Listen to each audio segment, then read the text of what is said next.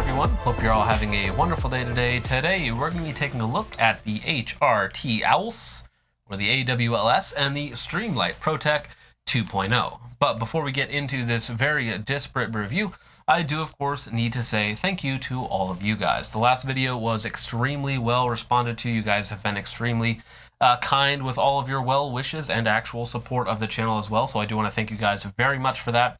In a couple of bad weeks for the gun community, we've had the horrible decision of the Sierra's firearms trial, which is complete nonsense in my opinion.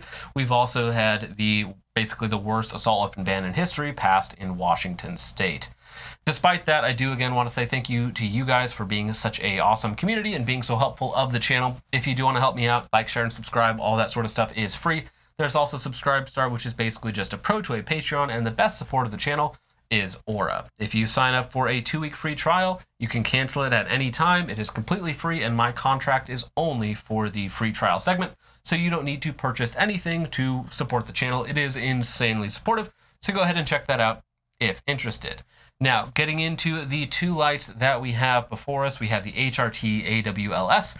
And full disclosure on this one here, this was sent out to them for me to review several months ago, about the same time that I did their belt review a couple months ago. So I've had this for some time. I've been using it quite a bit, but keep in mind that I did not pay for it whatsoever.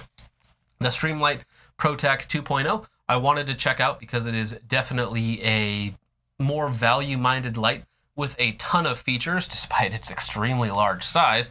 This one here I did pay for with my own money. However, I have access to wholesale pricing on Streamlight products, so I did pay a reduced amount for it. I want to say I paid like the low $100 range, like 101, 102, something like that for the light. And now, really, this comparison is more just to talk about both lights. These are very different purpose lights. This is a high-performance Candela monster. This is a lumen monster that's more on the budget side with some extra flexibility in there. Very different lights, but light videos don't do very well, so I am mashing them together in this video where we will talk about them separately and how they perform against each other and kind of why you might pick one or the other, because these do end up being both very high performance lights with vastly different use cases. Keep in mind, this one I paid for, this one I did not. I like both of them quite a bit. Now, starting off with some of the bonkers specs of the alphabet soup, we have a head that is capable of 1700 lumens, which is very, very high. This is a very high output light, and a candela rating of 90,000. 90,000 candela is also extremely high. Combine that with a very high light output means that you get a ton of light, and it is very, very well directed. We'll get into direct comparisons a little bit more later on, but just think you have basically maximum throw with a decent amount of spill that's fairly well focused. So you have a very, very powerful head. The head by itself, this is on sale for, I believe, $200.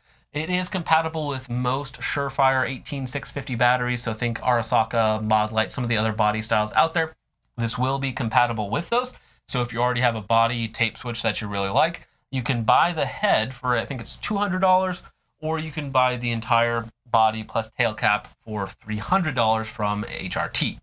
Now, moving on to the body itself, the body is integrated with the mount. It is one piece. It is, of course, M-LOK, as you see here. Very fortunately, the head and the tail switch are reversible, so you can mount this however you want. You want it really tight to the left side for a right-handed shooter, so it's right there on your thumb. You can also flip it over like this, switch the head to the back, so that you can use it if you're a left-handed shooter, or if you like to reach over, it's a little bit harder to accidentally actuate.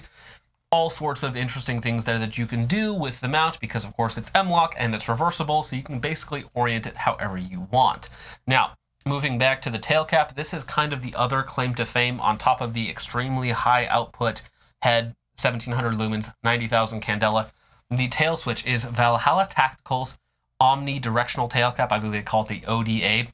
Basically, if you touch it and push it in any direction, it will automatically turn on. That is omnidirectional. However you push it, it will automatically turn on. And to get the light to come on and stay on, you simply press in the tail cap until it clicks, and then of course the light will stay on. It is very intuitive to use. Basically, you can hand this to somebody and say, touch the tail cap and it will turn on, push it in any direction. So again, however it's mounted on your gun, all you have to do is just get a thumb on it and press down in whichever direction it happens to be, and it will turn on.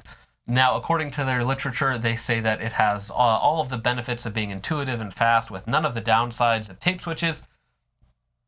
That's not exactly correct, because there are certain circumstances, depending on what you're doing, where you may accidentally actuate this when you don't mean to, because again, anything else that touches it, because it is omnidirectional, will automatically turn it on. So you do want to kind of be aware of that. Now, in terms of size and weight, this is 6.6 inches long, and the first weight that you see on the website is 5.8 ounces with a battery. Not the battery that they include. With the battery that they include, the 18650 that they include again, it is 7.5 ounces. So it is definitely a little bit heavier than the first number that you read. That 5.8 ounce number is with a 18350 or two CR123As. Talking about batteries, this does come with a very high-powered 18650. I believe this one here is 3500 milliamp hours. So this is very good, very high performance in terms of an 18650. Also micro USB rechargeable, and it also takes 18350s and CR123As as well at a reduced light output. So again, most of the batteries that you have on hand will definitely work with it. Keep in mind the 1700 lumen 90,000 candela is only with the 18650s. Now let's go ahead and talk about the Streamlight ProTac 2.0 rail mount. Yes, the name is a little bit too long. We might as well compare size and weight with the alphabet soup. The Streamlight comes in at about 9 ounces, where the HRT is about 7.5 again with the 18650. So this is a little bit longer, but about an ounce and a half lighter. This is 6.3 inches. This is 6.6 inches. This has quite a bit more girth on it, if you will. It's a little bit shorter and a lot fatter, and again, about an ounce heavier. Now, the light output on the Streamlight, the 2.0, is very, very different. So you have a whopping 2,000 lumens, which is a lot of light, and only 17,700 candela, meaning that whereas this is a lot of light in a very specific area, this is a lot of light everywhere for a little bit of a shorter distance. We'll get into, again, that a little bit later on, but just think of this is a wall of light, and this is more of a laser beam. This is still very good. It does illuminate a wide area, but this is much more precise than this guy. The Streamlight will light up a city block, and the alphabet soup will light up the next city block, if that makes sense. Now, getting into some more of the standard stuff on the Streamlight, it does come with a standard Picatinny rail mount. You can also get it with an M-lock mount as well. I'm using it with just a Picatinny mount. Picatinny is a little bit better of a mounting solution. However, on most of my guns, I'm using it on an M-lock slot, an M-lock to Picatinny slot. So it's a bit of a moot point there. But in general, if you do have like a quad rail or something that has a section of built-in Picatinny, Picatinny is a little bit more of a durable mounting solution. Now, very nicely on the Streamlight, the tail cap that it comes with, the standard one, is a dual switch, meaning that you have a push button that is very, very well protected. And you also have a place for a Streamlight lead for one of their tape switches. Now, it comes with a single tape switch, basically this guy right here, which is not your standard tape switch size, so it's not going to work for all other lights, but it does, of course, come with a backup solution. So you can use your tape switch, mount it wherever you want, and then you have a push button backup, or if you like to use that as your primary and you want to use the tape switch as a secondary, you can absolutely do that. Very, very nice. Usually that is something you might have to pay $100 for, actually maybe even a little bit more than that, on the Surefires to get a dual tail switch. Now, Streamlight also sells separately a dual lead tape switch, meaning that you can actuate the light and a laser aiming module from a Streamlight tape switch, which is very cool. On top of that, the tape switch, they do sell separately. It doesn't come with the unit, but the dual lead tape switch is only like $40, so it is extremely inexpensive. Very, very high value when compared to any of the other tape switches out there. Keep in mind that the Streamlight ProTac 2.0 rail mount also comes with the dual tape switch, or the dual tails cap as well. So you don't need to buy stuff separately. The only thing that you need to get is the dual lead tape switch, which only costs about $40. Again, it comes standard with just the single lead for the light itself. They both work very well for the money. The tape switch itself feels nice enough. You also have a dedicated off button. It also has the 10-tap programmability mode, so you can have it set to strobe, high, low, or disable all that stuff and only have momentary and constant, which is how I personally like to run it. I don't like strobe. I don't think it's really useful. It is a feature that it has, but not really something that I'm going to talk about. Now, something that is a good and bad thing on the Streamlight 2.0 ProTac, whatever it is, rail mount. This one here has a very interesting battery design. This is a custom battery for them. This is their SL-B50. This one here has a whopping 4,900 milliamp hours and is a very, very fat battery. Just to compare it to a standard 18650, actually this is a Streamlight 18650 that's rechargeable. You can tell that the BSL-50 or SL-B50 is about double the size, and that's where a lot of your extra size and weight comes from on the ProTac, because of course it has to fit this gargantuan battery. Now, the battery is tapered on one side, so it only goes in the light one way, because it has another trick up its sleeve. So basically, if I can get the tail switch back on, it has an exposable battery charging point. This is a USB Type-C battery charger. So basically it is O-ring sealed, but you have this little port that you can pull down and it'll slide away, and you can charge it while it's on your gun, meaning that you can hook it up to a mobile battery pack, whatever you're carrying around with you, and charge it up, top it off if you need to. You probably won't ever need to do that though. This battery on high, on its 2000 lumen settings, has a battery life of 2.5 hours, which is insanely high. Now, if you were using this as a rifle light and, just using it for a few seconds here and there, that sort of thing, you're probably never going to have to charge it. Again, you could leave this on literally for a couple hours and it would be perfectly fine. And then, of course, I think it has like 11 hours of runtime in its low mode. I've only ever used this in its high mode, and as I suspect most of you will probably only use it like that as well. Very important to note is that Streamlight does have an exact version of this that is a handheld and not, of course, a rail mount like this is. So depending on what you're doing, if you can take the size and weight, because this is a very big, very heavy light, you're going to get an insane amount of runtime on it. And of course, you can always top it up very easily without having to remove it from your weapon, though you could very easily. And you can charge it just about anywhere because, again, that battery is rechargeable. I bought a second one of these. I think these are more like $35 to $40 a battery. Very expensive, but of course they are rechargeable and they do have a very long runtime, but you're not going to get the versatility that you're going to get with the Alphabet Soup being able to run 18650s, 18350s, and CR123As. So again, you're kind of stuck with that very specific battery pack for the Streamlight ProTac 2.0 rail mount.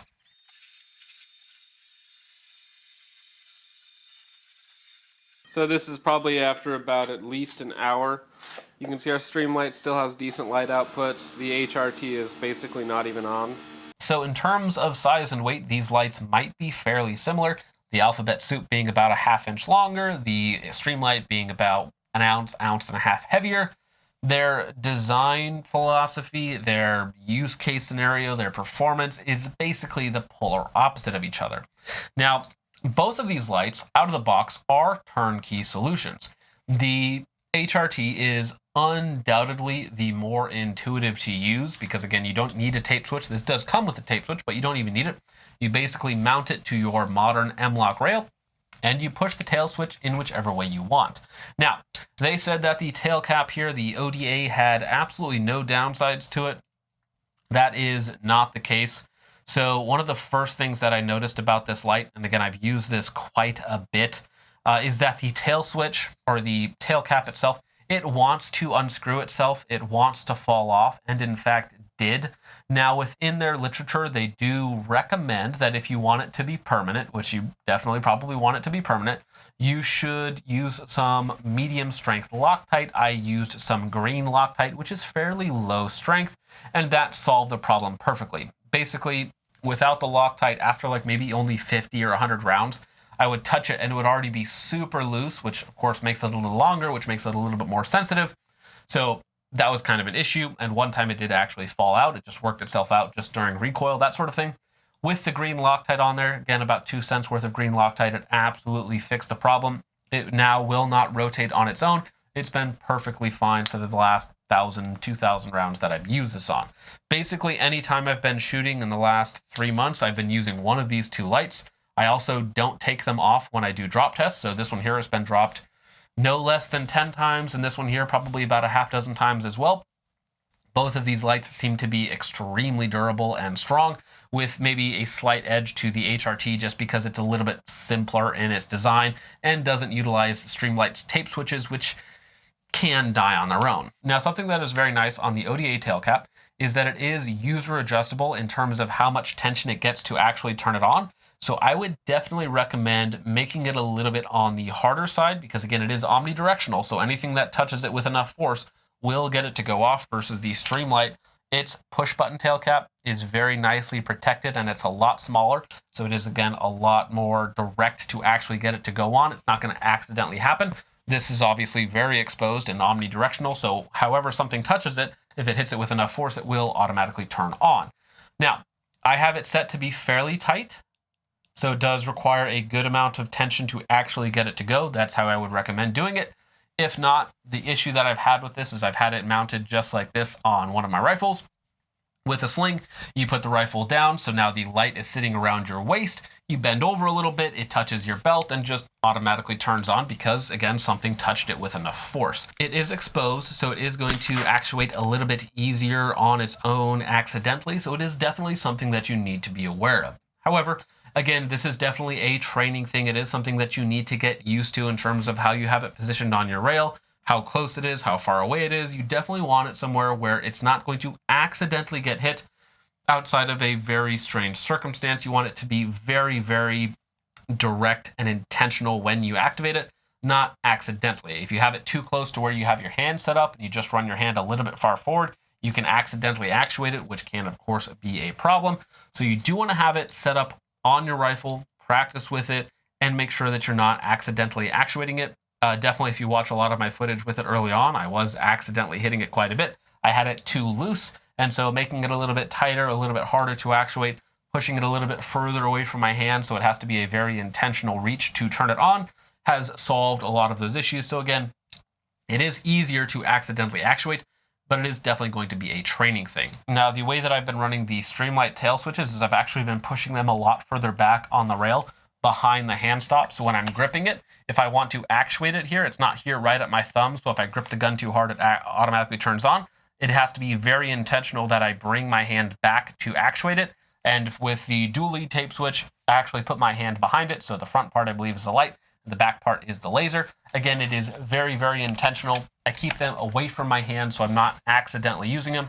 This is the Streamlight HLX, which we'll compare it to a little bit later on. But again, it's going to be very similar in terms of the switch position and style to the Streamlight ProTac 2.0 rail mount. Now, getting into the actual beam pattern and performance of these lights, this is the main area where the HRT, the alphabet soup, really starts to differentiate itself as a high performance rifle light capable of doing a lot of things that other lights in this similar size and weight are not capable of doing, and the Streamlight is much more of a general purpose.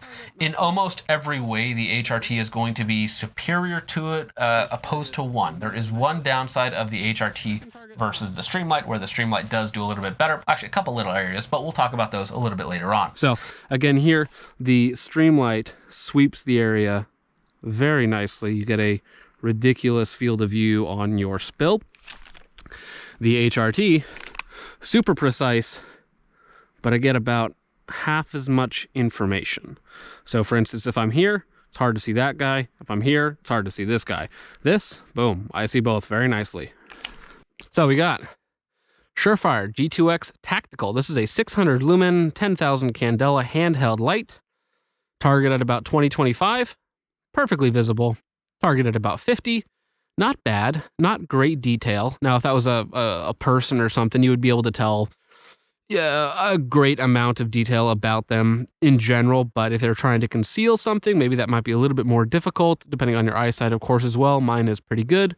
Very good light. Basically just a wall of light inside of about 50 yards. Not too much punch, but for what it is, very nice, very lightweight, decent amount of light.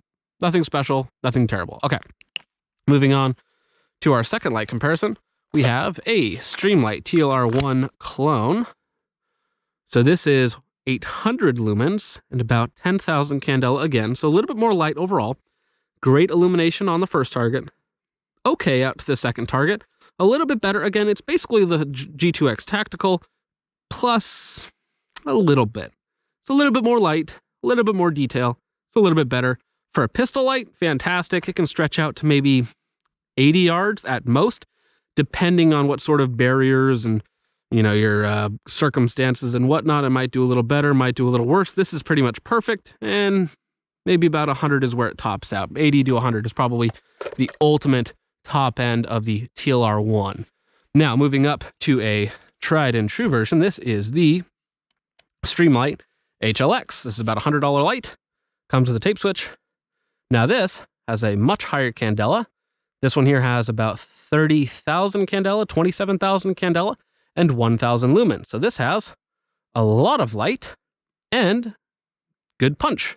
Now, this model that you see here, this battery might be somewhat dead. So this might not be the best that it's doing right now. I'm holding down the tape switch to get it to activate.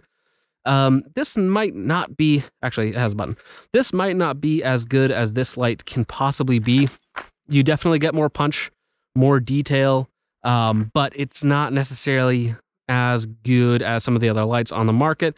For the money, fantastic. Does a good amount of light. Definitely gets you out to 100 yards on the top end. Good amount of spill, good amount of detail. Overall, a very decent light choice. Now, we'll go ahead and go to Streamlight's newest offering. This is the HLX 2.0, or the ProTac rail mount something, something, something. Anyways, 2,000 lumens, 20,000-ish candela, a absolute monster of light output. Absolutely monstrous.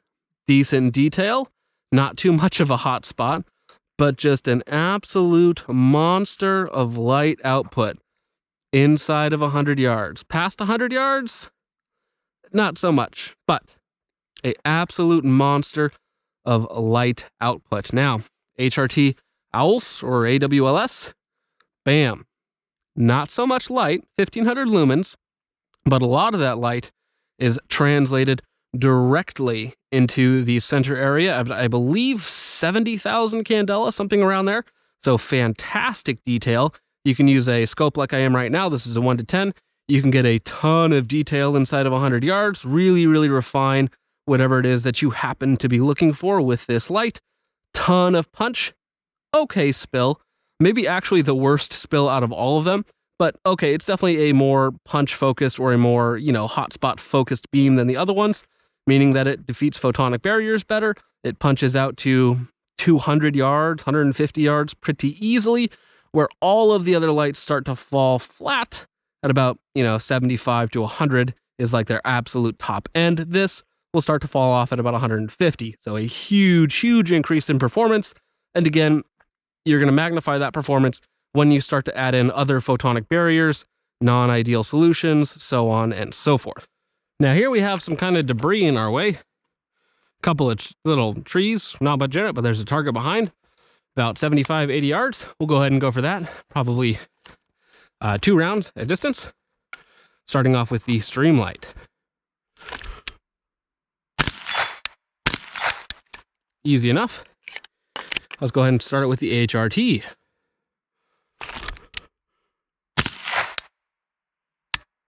All right, well, I did miss that last shot, but the HRT, way better detail. I mean, look at that. That's probably about 100 yards up there towards the top of the hill. Fantastic detail. Decent spill around. Not too much multi-target. For instance, those two are super separated. So there, nothing. There, nothing. Boom. Well, that suppressor's in the way there. So about there, you can see both. Definitely see both. Suppressor's in the way, but you could see both. The suppressor wasn't there. Huge amount of spill, huge amount of illumination. Not really a hot spot, but out to 100 yards, it does a pretty decent job. So behind this ambient light, there is a vehicle with tinted windows at about 20 yards. So how well can we see into those windows at about 20 yards with each weapon light? Well, we're about to find out. All right, so starting off with the Streamlight, not much. Now the front obviously is perfectly fine. The back that are tinted, not so much. All right, with the HRT. Definitely more, of course. It just has that much more candela. You can start to get some detail inside of the windows. They are a little foggy right now, but you can definitely see more inside of the windows with the HRT. So, tinted windows, not so useful with the Streamlight. HRT, a little bit more. Still bad, but a little bit more. And of course, way better barrier penetration. Down there at the end, that's about 100 yards. Very good detail. You could tell basically anything you wanted to if somebody was standing down there. The Streamlight kind of dies after 100. But inside of 100, obviously, huge wall of light. Very good illumination. Very, very good spill. But just does not quite penetrate the same way, that the HRT does. So this light, if you need to, I mean, that hillside up there, maybe 200, 150, 200, somewhere in that range.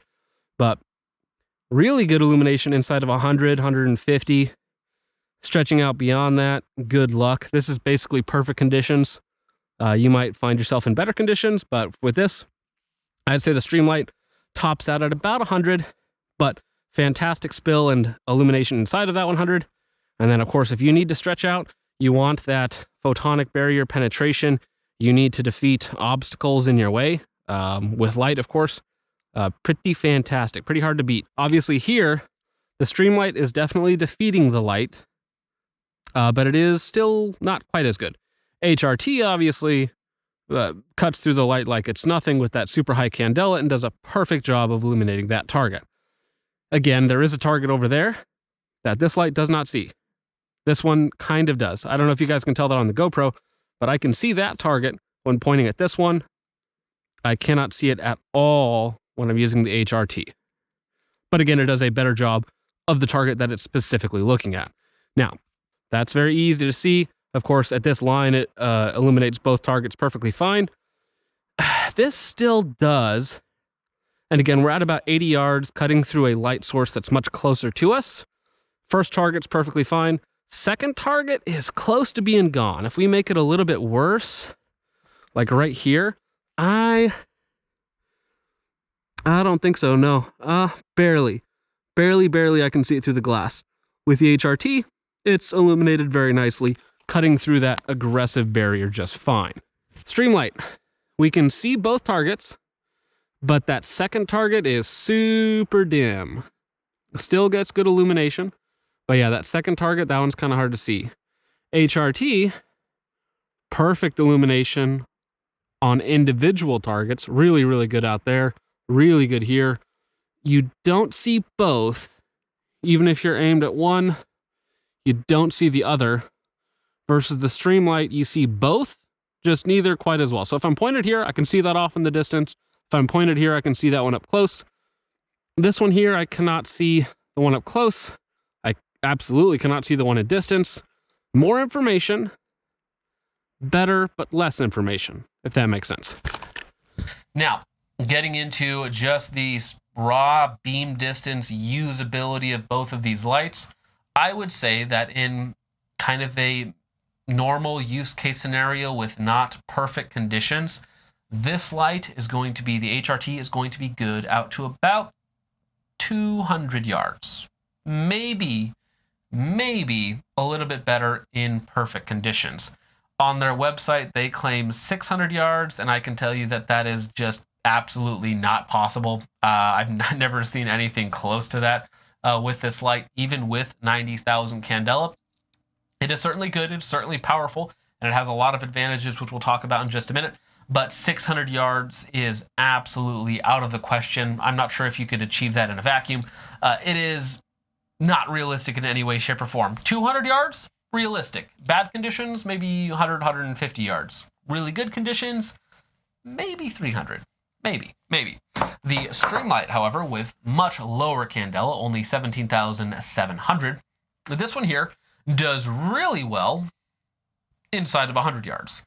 It really falls off a cliff beyond that, and in suboptimal conditions, 80, 85 yards is really going to be where the Streamlight tops out with that pretty low 17,000 candela. Now, is that an issue for you? I do not know. I don't know if you need to be shooting longer than 100 yards in the dark. This beam pattern is not tuned for distance. It is tuned for spill, for area effect. This will light up basically my entire shooting range in the dark. If I aim down the middle of it, it's about 50 yards deep, about 50 yards wide. It will illuminate basically the entire thing. The one advantage of a very wide general purpose beam pattern of the Streamlight is that at times I would have two targets out there, one close, one far, a little bit of separation, not too much separation. But if I was aiming at one target with the HRT with its much higher candela, 90,000 candela, still good lumens, 1700 lumens, it has a very hot spot in the center, of course, for that high candela. And then it has a decent amount of spill around the outside. When I was aiming at one target, I couldn't really see the other target. So again, at 25 yards, you might be fixated on a position, see something that you need to see with this light. However, there could be something just a little bit outside of your field of view or whatnot that you can't really see because the spill on this light is not fantastic. Again, this is a throw monster, not necessarily a spill machine, if you will. This light, however, will light up everything. So at any distance, 5, 10, 50, 85, 100 yards, this light always lit up both targets. There was never a situation where one target was illuminated and the other one, again about 30 yards away, was not. That means that this light, again, gives you more information, while the HRT gives you less information, but much better. Now, I also did a lot of testing with opposing lights, so basically adding a photonic barrier that these lights had to defeat in order to see the target. So I did a couple different tests, 3 or 4 different tests with both lights, many reps with both lights, basically having a light pointed directly at us, sometimes a little bit offset from us, and having a target behind it. In any area where you're going to be competing with other light sources, the higher candela light is almost always going to win. With 90,000 candela, this would cut through the photonic barrier as if it was not there, fully illuminate whatever target that I happen to be looking at, again, anywhere from 35 to 85 yards, and would give me exceptionally good detail. Keep in mind that during this night shoot that I was on, I was using an LPVO, so I was able to zoom in a little bit, 3, 4, 5x magnification, and with the HRT light, it was, again, so much candela, so much detail, that you could make out every little minute detail of whatever target that I had to be on. Again, you get very good information with the HRT, especially with a magnified optic. Red dot magnifier would work very much the same way. You get a ton of detailed information with the HRT, and it will punch through basically any light source that you can think of, like it's not there, with that very high candela. The Streamlight would still punch through the photonic barrier even with a lower 17,000 candela. However, the target was less detailed, so even with magnification, you might not be able to make out things that you could with the HRT with its much more precise, much more intense beam pattern. Now, that being said, the Streamlight still would illuminate both targets. Now, with the photonic barrier, it would illuminate them both worse, but would still illuminate them and allow me to see them. Now, if I didn't know that they were there with the HRT, yes, it would give me much better detail on one of them. However, I wouldn't be able to see the other, whereas the Streamlight gave me less detail, worse information, but I could see both of them. So there are sometimes cons to having a very precise, very focused beam, especially if you happen to be encountering multiple items or people that require behavioral modification. Again, the HRT is always going to be better at a singular point, and the Streamlight is always going to be better at illuminating a wider area of effect. Now, getting into the use case of both of these lights. These are disparate. These are about as far apart as they can be. Which one of these would I rather have for home defense? Well, I'd rather have the one that I could afford personally, which is the Streamlight, of course. The HRT is a very high performance light, very fine beam pattern, fantastic. Both of these lights are going to be fantastic for home defense distances. Inside of 50 yards, realistically, both of them are going to be very good. Now, for a different sort of use case, if I happen to be outdoors in Utah and I have 1,000-yard sight lines and it's pitch black outside, which one of these would I rather have? Well, no question, I would rather have the alphabet soup here, the HRT AWLS. fantastic for that sort of thing. Not 600 yards, but of course still very, very good compared to just about every other light on the market outside of like an LEP light. The Streamlight is really going to fall off when you need that punch, when you need that distance. It is a very interesting light with a ton of versatility, comes with a dual tail cap, all that sort of fun stuff. Big, huge rechargeable battery with a ton of runtime, ton of lumens, not that much candela. For home defense, both of these fantastic. Anytime where you start to need some distance, the Alphabet Soup is going to perform so much better than the Streamlight, and in fact probably better than just about any other light on the market outside of a few. Now, the king of the best value light is actually neither. The Streamlight HLX is my personal favorite budget light. It is fantastic. 1,000 lumens, so it's a little bit lower on the lumen side, but you get 27,000 candela, which is a really good balance. It's going to stretch out to 100, 125 yards, no problem. For most people, fantastic. Going to be very good in terms of indoor type stuff. You still get 1,000 lumens, which is quite a bit. Good spill pattern, decent definition, good job at photonic barriers, so on and so forth, and comes with a tail cap and a push button tail cap, comes with a tail switch and a push button tail cap. Only costs about $100 on sale. Very, very hard to beat. And if you're looking for something a little bit smaller and lighter than the HLX, you can actually go to the Streamlight Rail Mount 2, not the ProTac Rail Mount 2, but the Rail Mount 2. That one there has 600 lumens, and again, about the same candela, so like 28,000 candela, something like that. And that light is going to be a little bit smaller and lighter than the HLX, with a little bit of a reduced lumen output. Both of these lights, I think, are fantastic if you can take the size and weight. In terms of like a turnkey solution, the AWLS is very good. I really like the tail switch as well. It does take a little bit of tuning to make sure that it's not going to accidentally go off on you. You also need to be doing your part in setting it up properly and getting the training, the reps, and with it to not accidentally actuate it. But overall, as a turnkey solution, a very durable solution, it does a really good job. The Streamlight ProTac Rail Mount 2.0, or the ProTac 2.0 Rail Mount, this is a very interesting light. It's very big, very heavy, again about 9 ounces. When you add a 9-ounce light, a 14-ounce suppressor, and then a lamp on top of that, you're looking at about 3 pounds at the end of your gun, which is a little bit silly. But for the versatility, the novelty, it does have a ton of good features. The insane runtime as well. For home defense, I think that it can be very, very good. It does, again, have a dual tail cap, which is redundant. So if you're just using the tail switch and the tail cap, you're basically one of those should always work for you. So you have a little bit of redundancy there. I did do a burn test between the Streamlight and the AWLS. The AWLS got very hot and stepped down in about 2 to 3 minutes.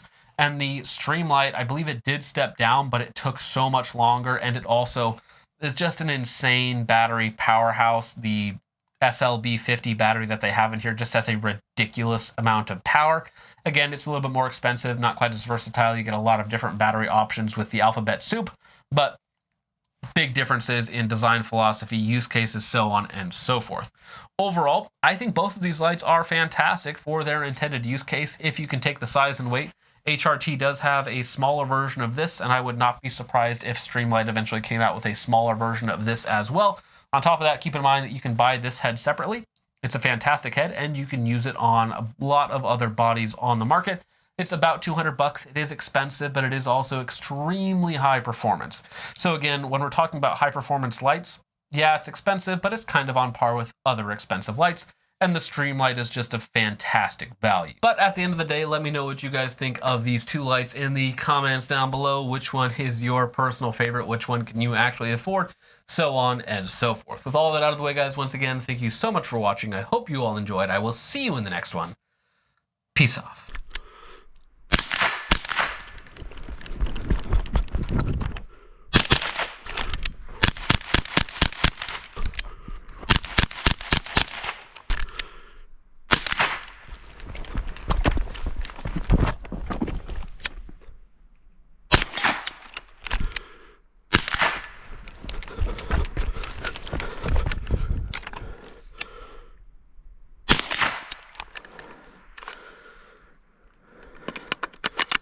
Very nice.